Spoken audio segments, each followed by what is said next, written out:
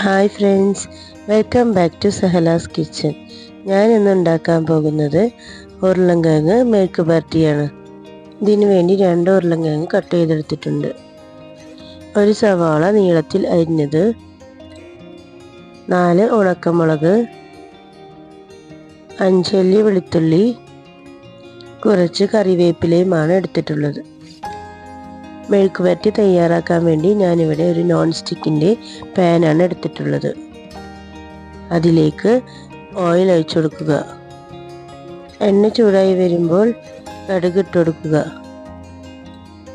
കടുക് പൊട്ടി വരുമ്പോൾ അതിലേക്ക് ഉണക്കമുളക് പീസായി ചേർത്ത് കൊടുക്കുക.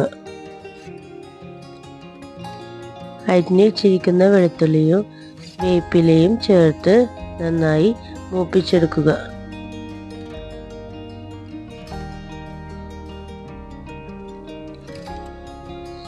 ഇതിലേക്ക് അരിഞ്ഞു വെച്ചിരിക്കുന്ന സവാള ചേർത്ത് നന്നായി വഴറ്റിയെടുക്കുക.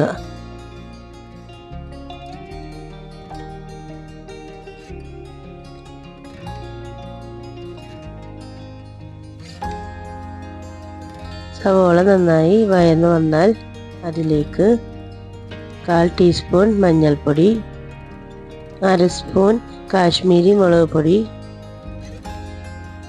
1/2 ടീസ്പൂൺ ചതമുളകും കൂടി ചേർത്ത് നന്നായി ഇളക്കി കൊടുക്കുക.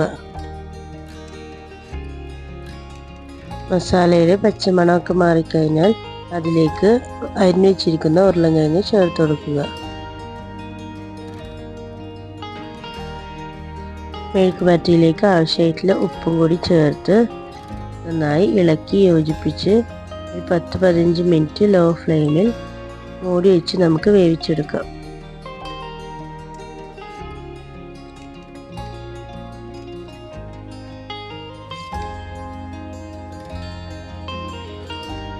ഒരു 5 മിനിറ്റ് കഴിഞ്ഞാൽ നമുക്കത് വീണ്ടും ഒന്ന് ഇളക്കി യോജിപ്പിച്ച് കൊടുക്കാം. ഇതിലുള്ള വെള്ളം വറ്റാനായി നമുക്കിതൊന്ന് തുറന്ന് വെച്ച് വേവിച്ചെടുക്കാം.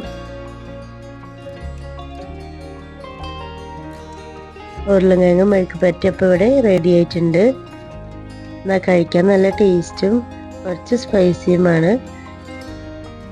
ഉരുളൻകിഴങ്ങൊക്കെ നന്നായി ഫ്രൈ ചെയ്ത് വന്നിട്ടുണ്ട്. ചോറിൻ്റെ കൂടെയൊക്കെ കഴിക്കാൻ നല്ല ടേസ്റ്റാണ്. എല്ലാവരും ട്രൈ ചെയ്ത് നോക്കുക. നിങ്ങൾക്ക് ഇഷ്ടമായ എൻ്റെ ഈ ചാനൽ ലൈക്ക് ചെയ്യുക, സബ്സ്ക്രൈബ് ചെയ്യുക. Thank you.